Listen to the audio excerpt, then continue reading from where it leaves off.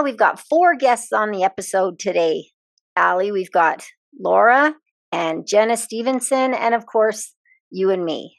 Wait a minute, Shawna. Now, help me get this straight. So, Jenna, did she have her kid's cousin or her kid's sister? I'm so confused. Well, it's a very inspirational story about surrogacy. And before we go into this episode, make sure that you listen to Laura Stevenson's episodes on her challenges with cancer and motherhood. And let's don't forget to give our shout out to our Girls Talk Healthy Aging listener, Miss Karen Coleman. And let's dive in. Welcome to the Girls Talk Healthy Aging podcast, where we dive deep into pressing health and fitness issues facing aging women. I'm Alli Kerr. And I'm Shawna Kaminski. And together we'll bring candid conversations, expert advice, and personal stories that will inspire and empower you on your own wellness journey. Jenna and Laura, we're so happy to have you on the Girls Talk Healthy Aging podcast. And Jenna, particularly your side of the story. Let's welcome you, first of all. And let's get started with you, Jenna. And if you could just tell us where you were at the time that Laura was struggling with her health and, when you started to think about surrogacy. Yeah, so this whole thing started about 3 years from the time I said that I would do this to the time that we had Rose. So it was quite a long period of time. I personally struggled with getting pregnant with my first daughter. It took us almost a year. And during that time, I was thinking to myself, I love my husband. He's a good person. I think I'm a good person. We deserve to have an offspring of our own. And I was really sad with the feeling that might not happen. And so when I found out that Dale and Laura were struggling, I had that same feeling of they're such good people. I would love to see, their own, genetic making of a human being and how they are as parents. And that really just, I thought of it for quite a few months before I actually said that I would do it. And we all went out for dinner and I, just said it. I just said, I would consider being their surrogate. And my pregnancies, I had 2 babies at the time, and my son was about 1.5 years or 2 years at the time. And he was, both my labors were awesome. Both my pregnancies were awesome. I never, had any issues. So, I thought, I could do it. That's kind of where I was at.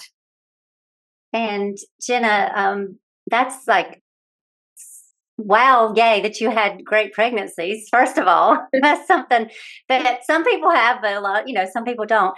And for you, Laura, as far as where were you, we're going to we've done 2 other episodes with Laura. So make sure you go back and listen to those episodes. Tell us, did you have any idea at all that Jenna was thinking or contemplating about making this offer before she did? No, I had no idea. So like Jenna said, we went out to dinner, Jenna and I and our husbands are brothers. So we all went out to dinner, and Jenna had told us that if we couldn't figure out a way with the doctors to find a way for me to safely have my own children, that she would be willing to offer this for us. So at the time, I was exploring different options with my oncologist to see if I could safely go off of my chemo treatment and have my own child. And so we were still exploring options there. And Jenna said if we come up against a dead end, that she would be willing to offer that. And I know that night we were staying at their house that weekend, and me and my husband were just chatting that night, wow, that's just, it was just so amazing. Just the most incredible offer. Obviously, it was, an overwhelming idea, the generosity of this. But for you, Laura, how did you wrap your head around that? I wanted to ask you that. And then I want you, Jenna, to further expound on, the whole idea of carrying this baby and then handing it over. So Laura, first you know, how did you wrap your head around it? So previous to that, my oncologist had kind of invited me to begin thinking about potential to maybe explore surrogacy or adoption if these treatments didn't work. In my mind, I was just so positive that these treatments would work and I was going to have my own kid. And so it carried me through those treatments, knowing that we did have this amazing offer if it didn't work out, which I think I really, really needed. And it really did carry me through because I did go through a lot of grief when those doors truly closed, when I truly got the answer that I couldn't have my own kids. It was a really hard time for me. And so having that offer from Jenna was what made it, I think, so that I could carry on and carry forward and then be open to just a different path than I had planned for myself. But that in the end, truly, I know this is how it was all meant to work out. And Jenna, did you know that Laura was considering surrogacy? Had it been brought up before, or was it your idea? Yeah, no, it was something that, like, knowing their struggle, it was something that I'd brought up to my husband, and it was something that we were kind of tossing around. Like, it's definitely not an easy decision, and it's not something that I would have done in any other circumstance for any other person. I just kind of felt like it was, like Laura said, it was meant to be. There was a lot of things that were in play, and maybe I didn't fully understand the extent of what we were going to go through over the next 3 years when I did say that I was going to do it. But that never made me waver in any point. Like, what I say is what I mean, and I will be committed. But yeah, it was more so, I was just like, this could be an option. I'd never heard of anybody doing it before. I don't know anybody who's done it. You see it on TV, you see celebrities doing it, but I was like, this could be an option. Like I said, my husband thinks it's a joke when I'm pregnant. He's like, you're just like a nice person who just is the same. You're just as busy. You're just, I went into labor at midnight on both of my baby's due dates, and they were out within a couple hours. Like, so I was like, I can do this. I can, if they can create their own embryo, then I am happy to do the 9 months of babysitting. So, wow, I love that. Wow. So what was the time frame, Jenna, from when when you first mentioned this to when, like, now Rose is here, and from that, what was that time frame? Yeah, it was long. It was really long. So from the moment that I said I would do it, Laura obviously explored more of her options and focused on her health and went through that. And then when they decided that, okay, well, let's give this a go. Like, at the very least, let's, create an embryo or extract some eggs and get the process started. So they kind of worked on that piece. And then when it came time for me to jump in, it was a good 2 years. We had to do all of these assessments and all these evaluations. And, you ask how it was, like, the process of having this baby and then being able to give it up. We had a psychological evaluation, and the psychologist was like, you're probably the most rational person I've ever met. She's just like, you're so in tune. I never felt like it was going to be hard. And maybe it's because I knew that this, special little being was going to be in our lives. It wasn't just like passing it over forever. It's like I was going to get to see, he or she grow up with two amazing parents that I already knew would do an amazing job. And so I never had any feeling like, am I going to be able to do that? How am I going to feel? And still to this day, like, Laura was in there. She cut the umbilical cord. They took Rose away and had their own special moment, as parents in a separate room. And it was really nice because my husband was with me, and I got to just focus on my healing in that moment too. So they got to, have their special moment. And then I had my own time. So that part of it was good, but there was a lot of hiccups along the way. And the very last, we were like ready for embryo transfer. Like, it was the last test. and they found a fibroid where they would have to put the embryo. And so that would require surgery. And so it had already been such a long point up until this.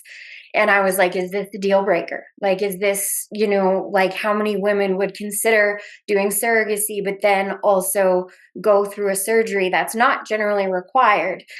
I was just, is that the end? And so at the time, because it was just after COVID, they said that surgeries were being scheduled, 5 to 6 months out. And at the time, like, I had started my master's, I had career goals, I was ready to kind of like, let's do this, and I need to move on. And so I was like 6 months, like, okay, so we kind of all just said, like, let's just take a pause and let's just like not be so focused on this happening right now. Let's just see what happens. And, again, faith as it will, I got a call in January saying your surgery has been scheduled for the beginning of February.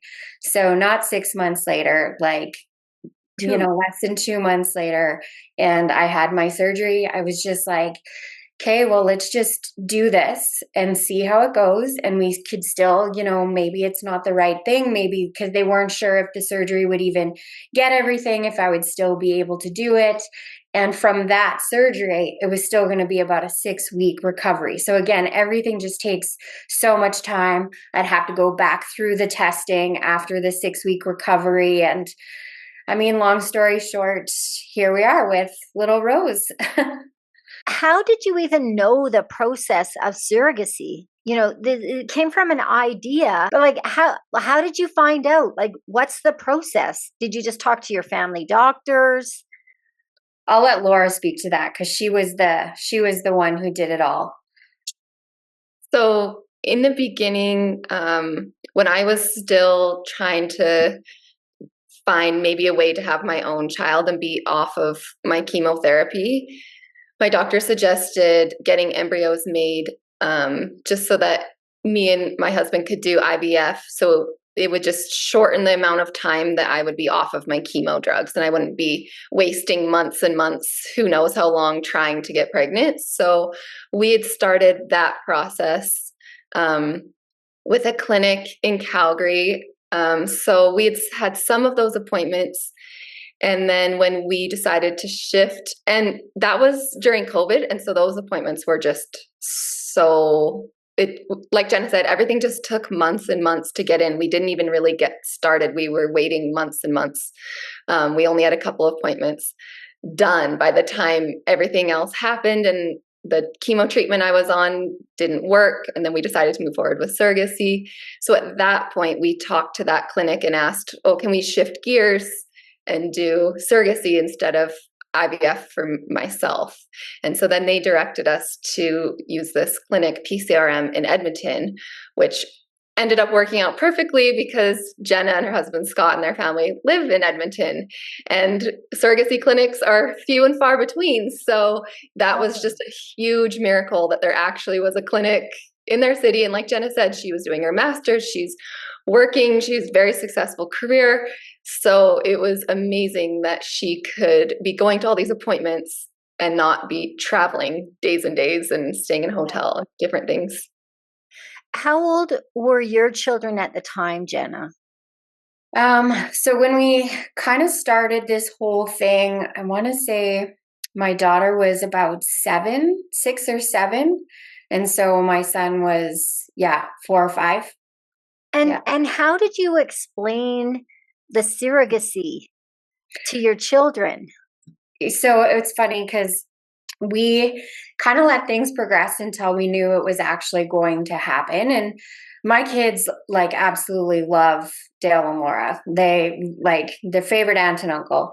And so when they knew they were coming up for appointments, Auntie Laura was starting to spend more time at our house, and we knew that we kind of explained a little bit about what she was going through. And then we eventually, once it happened, my I think it was my daughter came home from her grade 1 class or kindergarten, and she had just planted a seed in kindergarten, and they were watering it and they were talking about it growing. And so it literally couldn't have been a more perfect time. And so that is kind of how I explained it to them, was I said, Auntie Laura can't have a baby in her tummy. She can't grow it. But I said that they could make their own seeds. And I said, so they made their own embryo, their own seed, and they're going to put it in mommy's tummy, and I'm going to grow it for them. And so that's kind of how we related it to what they could understand. And then they were super excited the whole time. And, Dale and Laura would come up for their appointments and the ultrasounds. And so my kids were around to see that there was a lot of things going on, but they were also like, we threw them a gender reveal party that was at our house, and my kids were right there eating the cupcake to see what was going to happen. And yeah, they definitely have a special bond with Rose. My daughter is like, obsessed with her, to say the least, but they know it's their cousin and stuff. They didn't have a problem with, the understanding piece either. I don't think they definitely, they went to school bragging about it. And my son went to kindergarten and was like, yeah, my mom just had a baby. It's my cousin. And she's like, no, like, that's your sister. No, he's like, it's my cousin. My mom had my cousin. And we're like, oh man, we probably should have explained that a little bit better for how he was going to explain it. But it was a good laugh anyways. That's awesome. And family, other family members, friends, colleagues, how was it received? Yeah, for me, it was, I want to say my mom had the hardest part of it, because so during this process, I actually lost my dad to pancreatic cancer, right when Dale and Laura were up here. I think it was when they were making their embryos. Mm-hmm. And so my mom was experiencing a lot of grief at the time when I was doing this, and she couldn't understand why I would do this.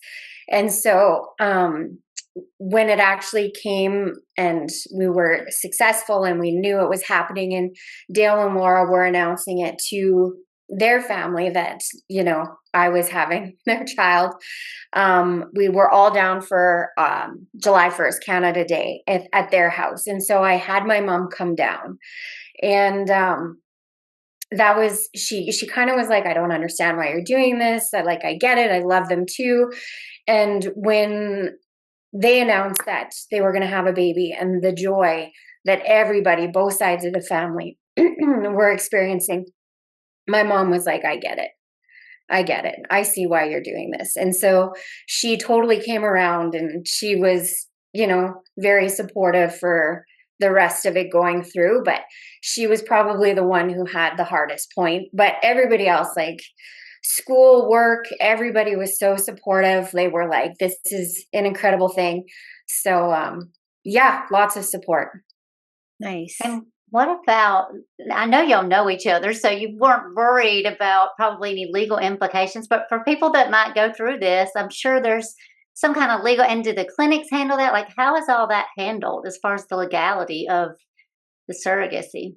Yeah, I can speak to that. So yeah, even though we're family, we still do need a legal contract. We still did. So the nice thing was the clinic, because they're working with couples doing surrogacy, then they gave us a list of, these are the lawyers we usually work with if you're interested. So we contacted some of them, and man, we had amazing lawyers. The firm that we used is called Embry & West, and those two women lawyers that represented my husband and myself. And then through them, we found another firm that represented Scott and Jenna. And so then we had to make a legal contract, and the nuts and bolts is that it's mine and Dale's baby, and at birth that Jenna will be giving it over to us, and that they'll make sure it's our name and our names on the birth certificate, things like that.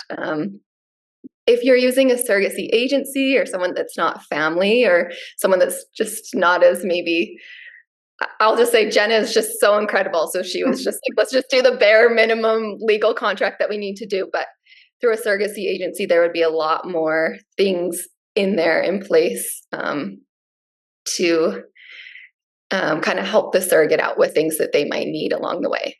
But Jenna was like, no, I'm good. I don't need anything.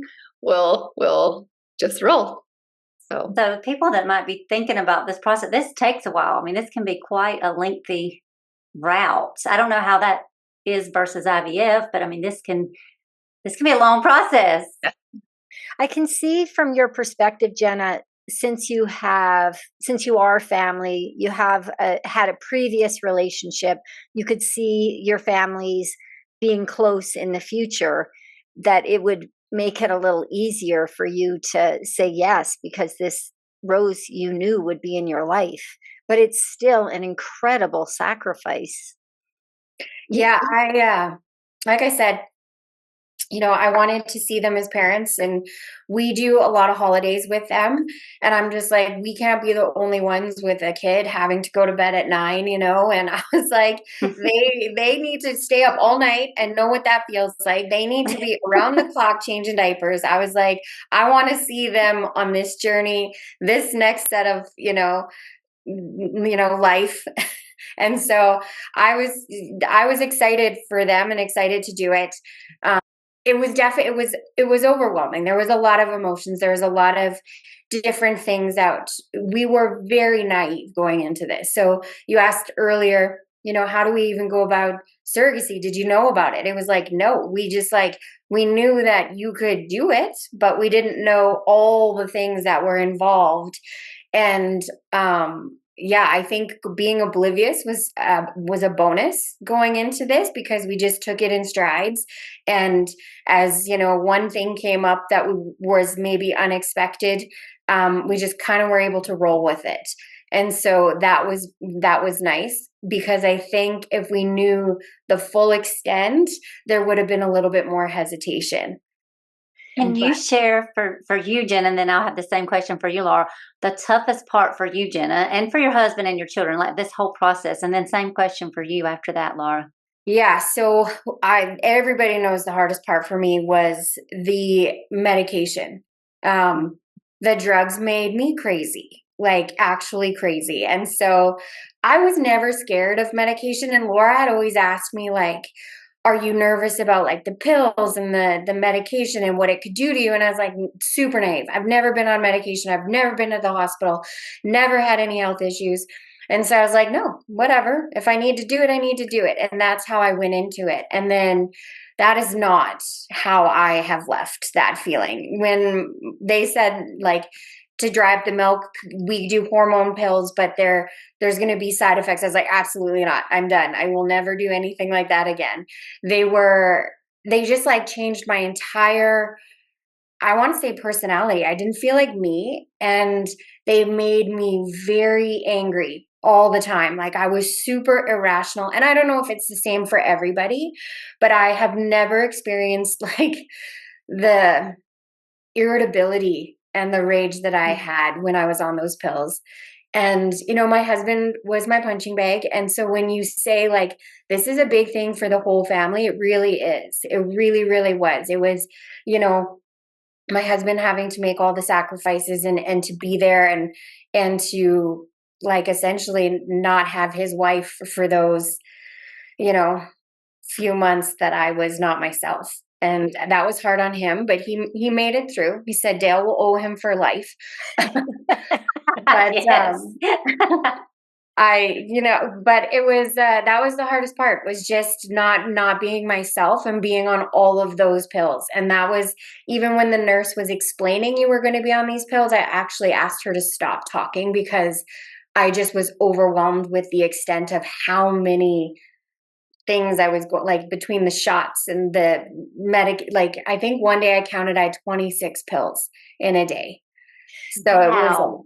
Can you explain why? Like, what was the medication for? Was it to help you get pregnant?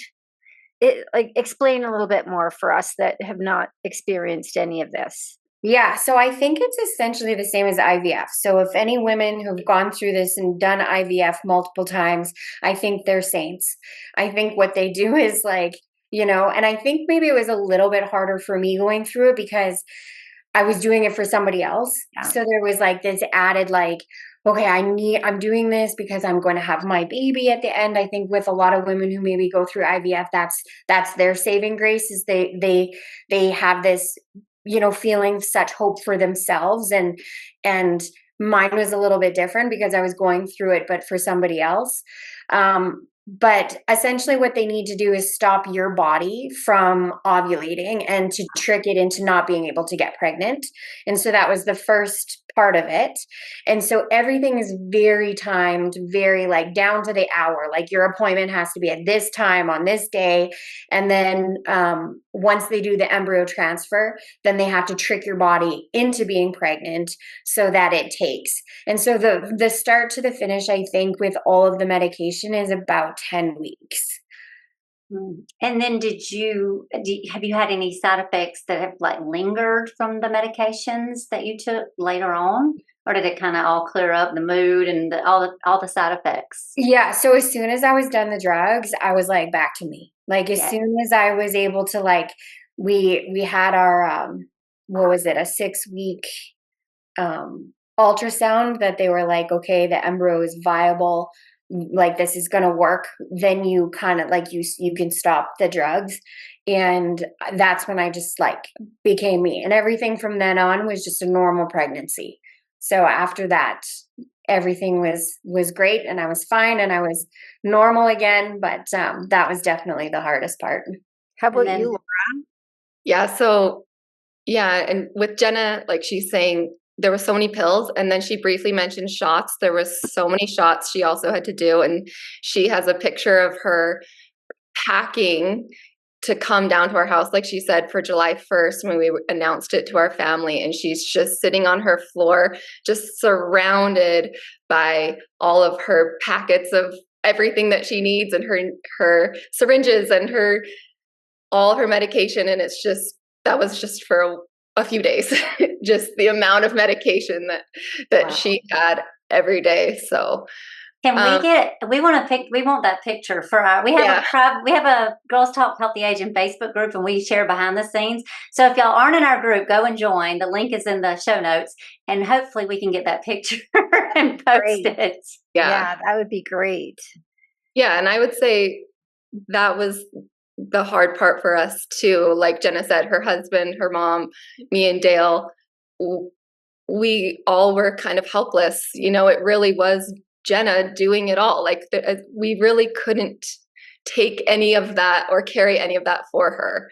And I mean, that's the whole thing. Surrogacy is she was carrying not only Rose, but all of that for us, right? All of that, taking medication and everything that meant. And she was the one going to all the appointments and just dealing with all that. And us living several hours away, we did feel helpless in that way of like, how can we support? And as much as phone calls and whatever, trying to put together some gifts or things when we were together, it truly obviously was her doing the heavy lifting. And so like she said, when she finished that medication, and I will say she took that medication like a champ. Like I know she's saying like she's being honest on how she felt, but she really did put on a brave face for all of us and reassure us that she wanted to do this and no regrets and it's worth it. So wow, she put on a good face for all of us through that and helped us to still feel like this is an amazing thing, and I want to do this for you. And she was the one that was like comforting me, like, when this is all over, this will all just be a memory and we'll have Rose. And we actually knew her name quite early, so we could talk about her like that. And but I remember, like Jenna's saying, as soon as she stopped the medication, being at that ultrasound appointment, and she's like, this is why I said I would do it. Pregnancy's good. And she's wearing her heels and teaching school. And so. Oh, and honestly, accepting that generosity, it would be very difficult especially when you see that she's struggling, even though she's choosing to do it, accepting that would be very difficult. Wow. Yes. Okay, let's switch gears a little bit, because Jenna, there was another challenge or aha that came about through the pregnancy that was a gift in its own by itself. Tell us a bit about that. Yeah, so in the third trimester, which I had never had a third trimester ultrasound, we were going down to celebrate Laura's baby shower. And so we decided to just have the last ultrasound down in Lethbridge. And we must have got lucky with an experienced tech, because she decided to check my kidneys. And I was like, oh, that's kind of weird. Like, I've never had my kidneys checked. And the ultrasound tech was like, yeah, no, in the third trimester they can become inflamed. Like, we just like to do a quick check. So she was whatever, took pictures. We go back to, Raymond, and we're at, my mother-in-law's house, and I get a call from my OB, like, honestly, like an hour and a half, 2 hours later. And I was like, what? And he's like, I don't want to alarm you. Like, everything is good with the baby, but they found something on your kidney. And at the time, I had actually been in a pretty bad car accident 2 weeks earlier, about a week earlier, where I totaled my car. Somebody just turned in front of me, and middle of winter here in Edmonton, icy roads, I had no hope. So I ended up spending the night in the hospital with my OB. He was on call, just to make sure everything was okay with the baby. So he knew what was going on. So when he found this on the ultrasound, this spot on my kidney, he was like, I don't know if it's related to the accident. I don't know what it is. So if you experience, any bleeding or any pain in your lower back, I want you to go to the emergency room. So that's kind of where we left off. And then I was scheduled to see my OB, I think on the Monday or Tuesday when we got back. And he had already reached out to his colleagues, and he ended up reaching out to an oncologist a urologist, who then was like, worst case scenario, it is a tumor, and it could be cancerous. And so, yeah, we found the tumor on that ultrasound just by chance. I mean, we had how many ultrasounds before that one, and it wasn't a tumor that grows fast. It has been in my body probably since I had my kids. So it's kind of crazy that they caught it, because it was quite large at the point where I gave birth. 10 days later, I was getting a CT scan. And then following that, I had a biopsy. And that is when it confirmed it was renal cell carcinoma, which is kidney cancer. And so less than 6 months after having Rose, I had my right kidney removed. Speechless. That's amazing. I mean, wow.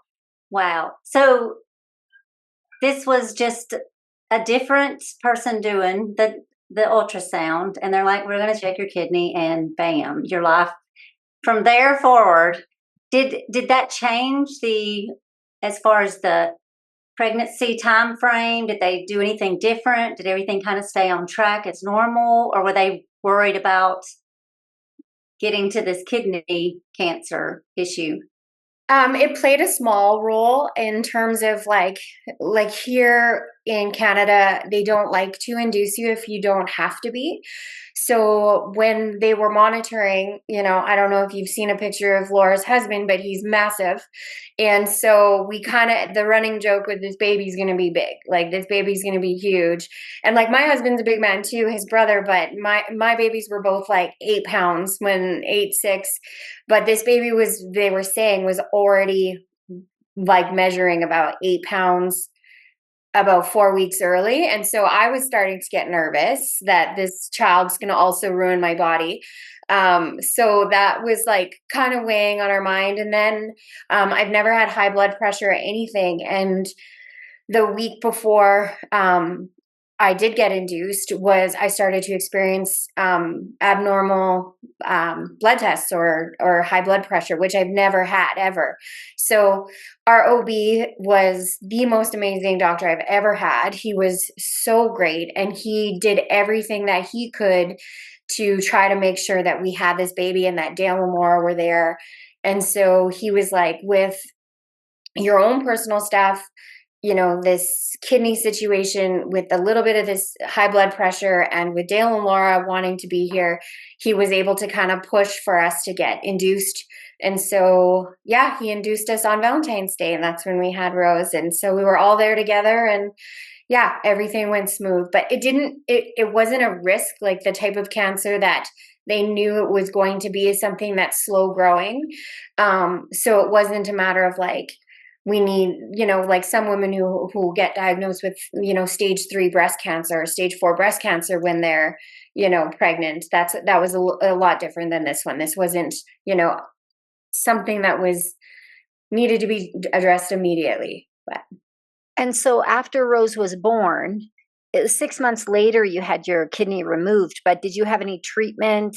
Like, because now you have Rose, now your second health issue or challenge would be to deal with the cancer. What happened between, giving birth to Rose and then having that kidney removed? Yeah, so it was really just a lot of appointments. The great thing I always say, if I was going to get cancer, at least it was on my kidneys, because you're born with 2 of them and you only need one. So there's actually no treatment in terms of dealing with kidney cancer. It is just either a partial removal if they can try to extract just the tumor, or in my case, it was too big and it was too much, like it was grown inside, that they just decided the best move would just be remove the whole kidney. So I'm pretty lucky in terms of I didn't need to go through any chemo or radiation or none of that stuff. It was literally just, here's your diagnosis, here's your appointments, and then we're going to schedule surgery. So. And looking back, Jenna, did you have any like signs or symptoms now that you know later on that you had kidney cancer? If you look back, are there things that were indicators that you just didn't recognize? Yeah. So like Laura said, like I'm a teacher, so I'm on my feet all day and I wear heels every day. I love heels. I'm short. So, I, went through the last few years being pregnant or having a child, and then going through this whole surrogacy journey where I was constantly having blood tests and appointments, and again, still raising 2 kids and doing all this and teaching all day. So I always had this lower back pain on my right side, and I would be standing at the kitchen cooking dinner, and I was always holding, my lower right back, and I always had it. It just never went away, but I just chalked it up as, Sure. it's just me on my feet all day. I just need to sit down. I just assumed all the time it was just because of, being on my feet and being in my situation. But now I don't have that pain. So it definitely was related to the tumor. Yeah. But it might have taken quite a long time had it not been for Rose. So it's so interesting how your gift repaid you with a huge gift. And I love how you position it. It's like, wow, it was so great to get kidney cancer. Like you two are both so positive. It's like, well, that was the best cancer to get. Like this positivity. It's so beautiful to hear. Now, having gone through this, what would you like? I'll ask you, Jenna, and then we'll ask you, Laura. What would you like others to know about surrogacy? What anybody that's considering it, maybe being the surrogate, Jenna, what would you like others to know about being a surrogate? Yeah, I definitely, I think that people need to know that it's an option and that it's doable and that it can be something that you can offer somebody. I mean, it's different in the US than in Canada. It's not as easily, I guess, accessible. I think Laura knows more about that in terms of who's allowed to do it and how you can do it. But I think it opened our eyes that it doesn't happen a lot here, or I don't know a lot of people who've done it. And I think it was really like eye-opening that we could do this. And I think the biggest thing that if anybody is considering doing it, the greatest thing that I think saved us was our communication.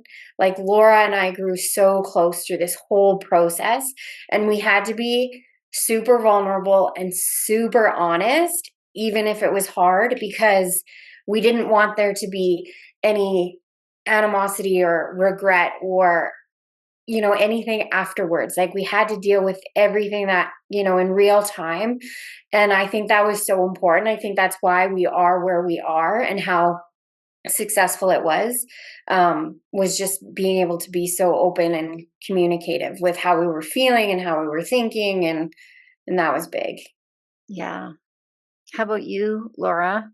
Yeah, like Jenna said, like when she offered, we didn't know anyone that had done surrogacy personally. I was trying to like find someone to talk to about it. I even went to my own OB just to ask her advice and just her experience if she had dealt with it, because there really was no one that had that we could talk to. And the amazing thing was just how many people we just felt like we had all of our school communities. I'm a teacher as well, and just our whole Southern Alberta people just rooting for Jenna and for us, and just this incredible love story in every way of just this gift that she was giving us. And yeah, I would just say, like, as the receiver, even yesterday, my husband and I were just talking about just truly the miracle that Rose is, that we have her and that she's here and she's ours. And we are looking to do surrogacy again and going down that road again. And so, like Jenna said, there's so many things that we learned and we're wanting to, it was worth it, and we are trying to do it again. And I think the thing for me is just, yeah, like Jenna said, just she had a really good attitude of just making an informed decision at every step of the way. And again, that's what we're doing. Just yesterday, we had a phone call talking about our embryos and with the genetics team and what options we have. And it really is just making those informed decisions every step of the way and just keeping on moving forward. Yeah. How would someone who doesn't maybe have a family member go about finding a surrogate? Is it just through these, like some type of agency? Yeah, so there are surrogacy agencies that you can work with, and they'll help you to find a surrogate or match you with a surrogate, or through family or friends, or putting it out on social media that you're perhaps looking. And the amazing thing is that since Jenna offered this and we went through this journey, we have had and still continuously do have so many people reach out to us, both me and Jenna, and ask us, both people reaching out to us from both positions, whether they're looking to maybe ask someone to be a surrogate or find a surrogate, or whether they're maybe thinking of offering it to someone. We've had people reaching out to us in both ways and wanting to know more, and we actually know a couple couples now that are pursuing surrogacy, and I truly think it was all inspired from Jenna. Yeah, it's really nice that because you didn't have anyone to turn to, but now you could be someone that others could turn to. So that's another gift, and that you are both probably so generous in providing some feedback, and even just doing this podcast, sharing this intimate part of your life so that others can benefit and learn from it. That's really generous. Thank you for that. If you had a wish, Jenna, for others, what would it be? Oh boy, I don't. In terms of surrogacy and their like fertility, I definitely, I know so many people who've struggled. So just exploring so many options and not being scared to, you see so many women go through IVF and think that they have to be the one to do it, that they have to be the one to carry it. It's very traditional. And I understand that, and everybody's journey is their own, right? It's what you're comfortable with. But just going through this with Laura and Dale and my family, like it was a journey, and everything was worth it. There was zero regrets. There's, no negativity. Like we are all so grateful for little Rose. We're so grateful for everything. And like I said to Laura, as you know, there was the little hiccups in the moments, the weeks that felt like a lot. You know, in the grand scheme of things, they're not. When you have that little baby in your arms, like everything else doesn't matter anymore. And that's the biggest takeaway. And my wish is that people who are struggling and losing hope, like just keep the hope. And this is definitely an option. You might not find the right person or the right surrogate at the very beginning. It's not always going to be like our situation. It was definitely unique, but just there's hope. Nice. Laura? Yeah, like Jenna said, it truly has just, you know, I was saying this to her this summer, like she's completely changed our lives in the most amazing way possible. And every day I still just can't even believe what a miracle it is that I'm living this life that's just such this miracle. And, you know, when Jenna was pregnant, she was craving like beets and these healthy root vegetables, which is like what I love to eat. And maybe not her first, like a beet is maybe not her first choice. And so it was just like this funny joke, like, oh, I know this is your baby because I've never wanted beets so bad in my life. And then her high school students started bringing her like beets from their garden and just, she inspired so many people and still does. And, you know, I guess that's my wish is like, what can we each do in our own circumstance to kind of give in that way or pay it forward in the way that we can? I obviously can't do what she can, but maybe I can do something else for someone and just kind of just living our life in that way is truly, truly incredible. Yeah. And even like I said, doing this podcast for both of you is again, paying it forward to others. And my wish would be similar to yours, Jenna, in that whatever the circumstance, not to give up hope. And, you know, sometimes creative ideas can come to fruition. Nothing is impossible when you put your mind to it. So you two and your husbands and baby Rose and your families are a testament to that.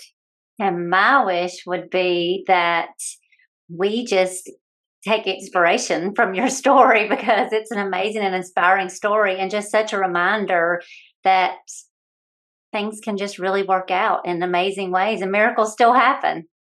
Thanks for listening. You'll find me, Alli, on Instagram at Alli Kerr Fitness. And you'll find me, Shawna, on Instagram at Shawna Kaminski. Feel free to pop us a DM with questions and or feedback. If you're enjoying the Girls Talk Healthy Aging podcast, please subscribe and share it with other health-minded women. Ratings and reviews are also much appreciated and help us get our message out to a larger audience. Until next time, be healthy and be happy.